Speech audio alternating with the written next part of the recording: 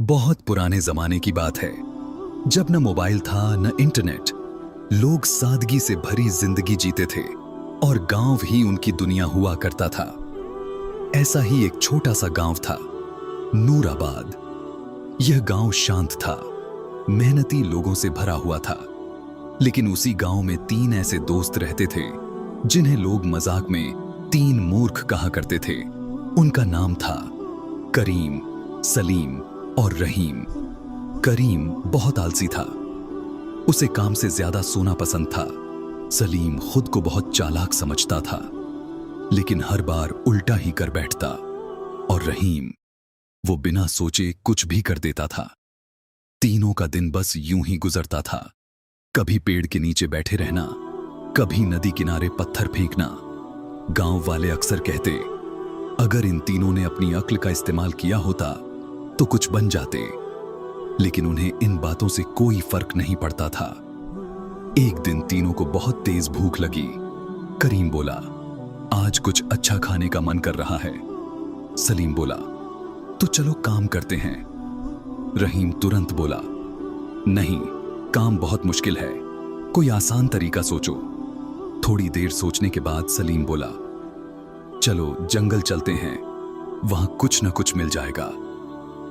और तीनों बिना कुछ सोचे जंगल की ओर निकल पड़े। जंगल घना था, डरावना था, लेकिन भूख ने डर को छोटा कर दिया था। थोड़ी दूर चलने के बाद उन्हें एक आम का पेड़ दिखा। उस पर ढेर सारे आम लगे थे। तीनों खुश हो गए, लेकिन आम बहुत ऊंचाई पर थे। करीम बोला, मैं नहीं चढ़ सकता। रहीम बोला, हम पेड़ हिलाते हैं। उन्होंने पेड़ हिलाया, लेकिन पेड़ हिला नहीं, उल्टा करीम गिर पड़ा।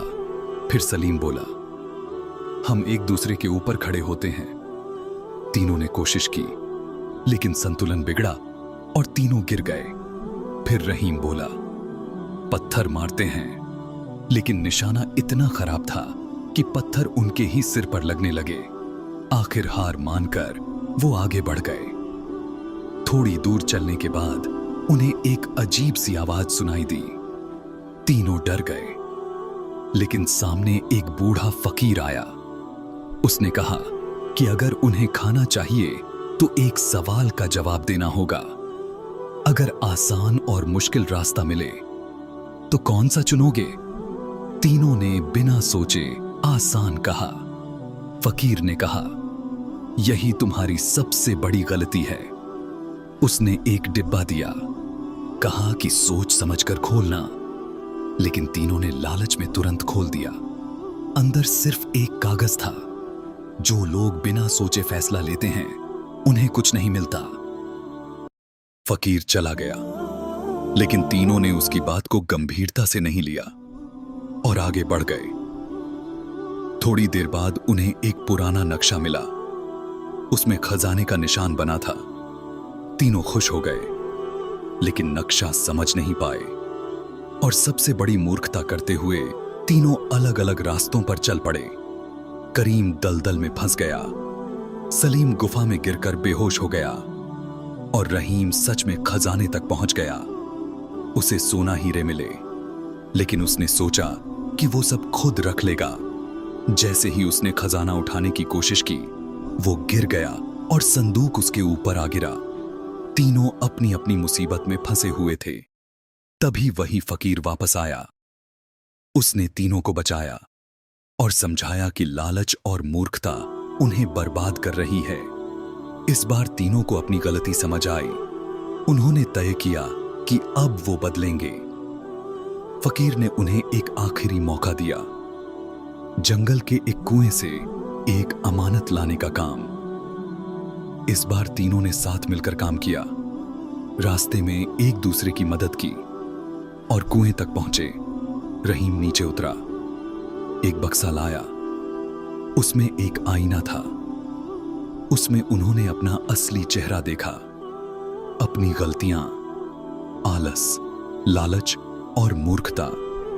उन्हें समझ आ गया कि असली बदलाव अंदर से आता है। फकीर खुश हुआ और इस बार सच में उन्हें खजाना मिला।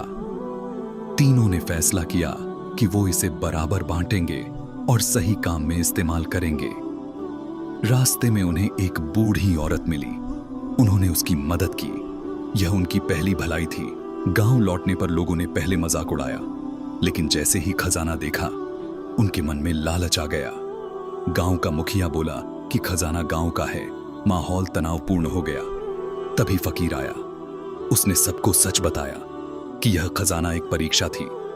उसने तीनों से आखिरी सवाल पूछा, अगर यह खजाना मिल जाए तो क्या करोगे? तीनों ने सच्चे दिल से जवाब दिया। मेहनत, सच्चाई और दूसरों की मदद करने की बात कही। फकीर मुस्कुराया और अचानक खजाना गायब हो गया। तीनों घबरा गए, लेकिन फकीर ने बताया, अगर यह खजाना तुम्हारे पास रहता तो तुम फिर से वही बन जाते। अब उन्हें समझ आ गया था, असली खजाना पैसा नहीं बल्कि समझदारी, मेहनत और सच्चाई है। समय बीता। तीनों ने अपनी जिंदगी बदल दी। मेहनत की, लोगों की मदद की और सच्चाई के रास्ते पर चले।